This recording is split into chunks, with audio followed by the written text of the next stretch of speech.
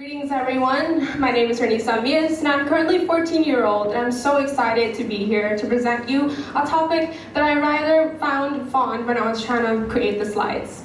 But before moving on, I'd like for you to understand that as a 14-year-old, I have never been taken seriously in a variety of situations. People questioned whether I was capable of doing it or not.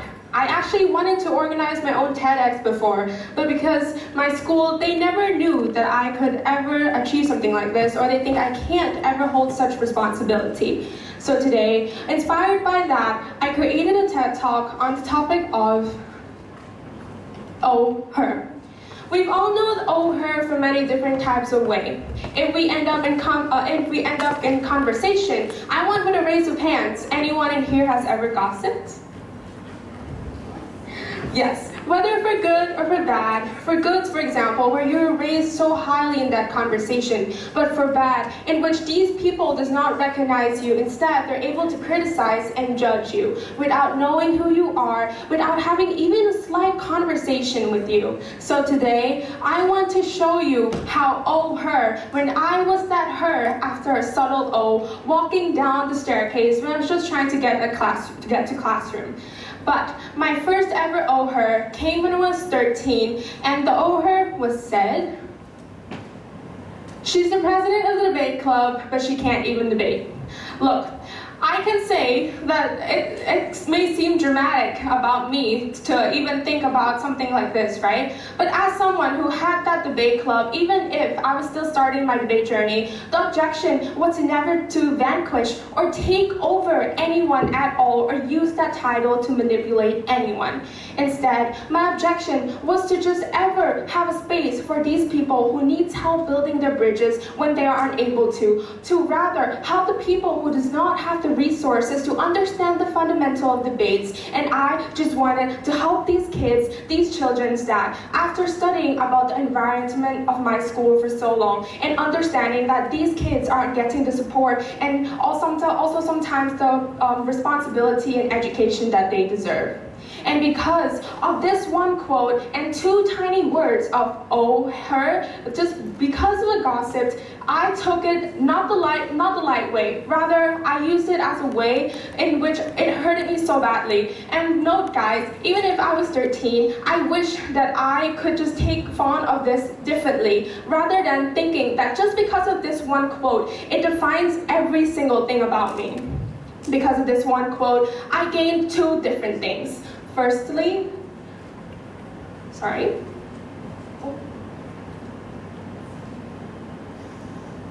All right, so sorry for that, but I gained two different things from the two tiny words of oh her, and that was fear of failure as well as insecurities. First, fear of failure, right? We all know fear of failure happens because of the validation that you want from other individuals. When I kept in mind all of these things that have been said about me, all the gossip, all the oh her behind my back, I realized that I did not take into account what I could actually do, what I could actually have done.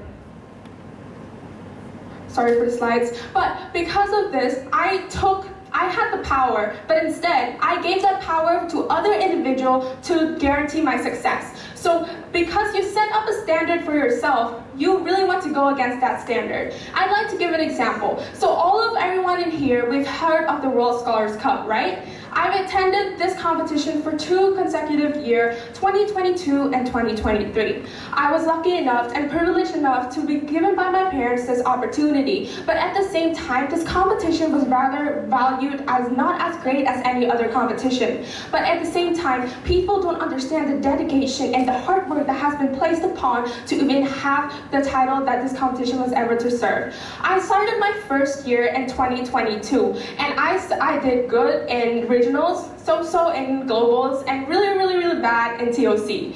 And starting 2023, I really wanted to change that. I really want to make sure that I gained experience and different other opportunities and used all the things that I could grasp from that competition, bring it back and try to build something for myself.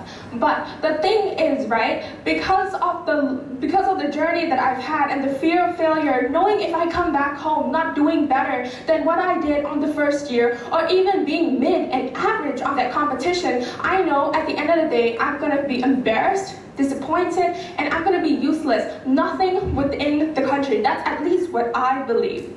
13-year-old me believed that all it had to do was about me. But rather than me for me, I wanted me for everybody. I wanted everybody to pursue what they want, but because of me.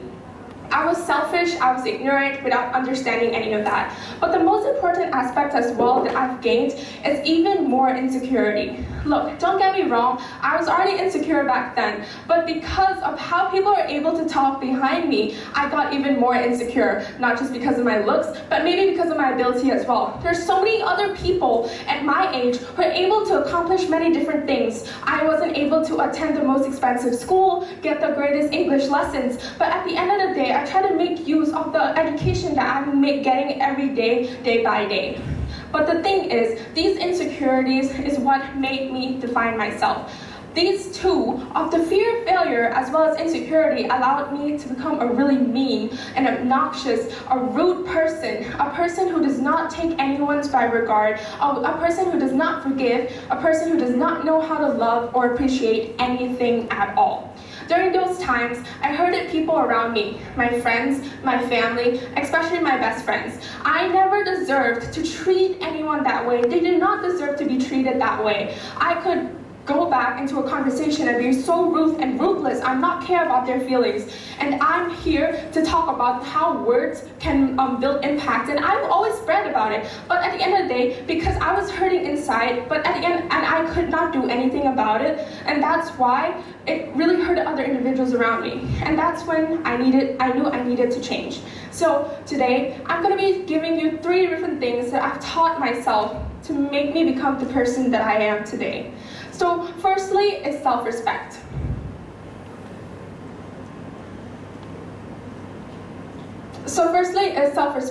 You have to understand that the value of you as an individual comes from you. If you're able to understand who you are and what you're meant to be, then that's what matters. Nothing matters from any other individual. I have once tried to go to a public speaking and I've applied, and someone told me that I looked too mean to become a public speaker. So that was when I never tried public speaking ever again. And that was just because of that one criticism, that one judgment that stick in my mind by a group of elder people who should know more than to just tell someone about that rather than not encourage them to do better. And also, the second thing I want you guys to understand is boundaries. The second thing I want you guys to understand is boundaries. So recently, I realized that I love the idea of writing. So I created myself my own quote, and that is, you don't have to like everyone. And that's something that I took into account after this past year. It's the fact that you don't have to have an explanation. You don't have to have any guilt. Sometimes opposite does not attract, and that's okay. We live in a world in which we are not liked by everyone. So why do we expect to like everyone back just to calm our own soul? Even if you like everyone and that is seen as a kind and innocent and amazing person, I want you guys to understand the risk of getting hurt by these individuals who are not your preference is rather higher than keeping your peace to yourself. You have to know it's not jealousy, it's not hate, but at the end of the day, these are things that you have to keep to yourself as boundaries.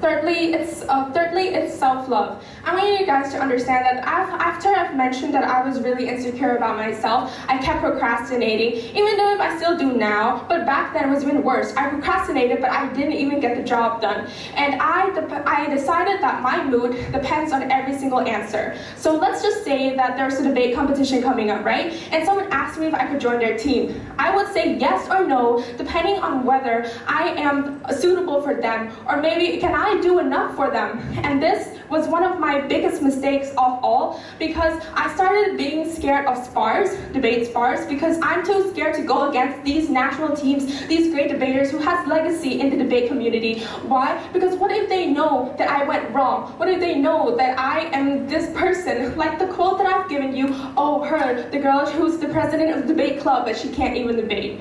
So I started to refrain myself from going to any debate again. And from my teammates, they know well that I have never been sparring with them that much. And that is the cause of that, just because of two tiny words that took me back a lot.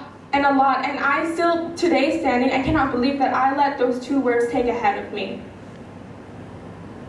And I want you guys to understand that because of just these two, I was able to fail. I was able to not bring myself to become a new person. And I want everyone in the auditorium to understand that you are for you or yourself. You know, I love Kung Fu Panda, and the one thing that he always said was the fact that there is no ingredient into making something special. It's you who makes it special. And I believe that you should take that as your life.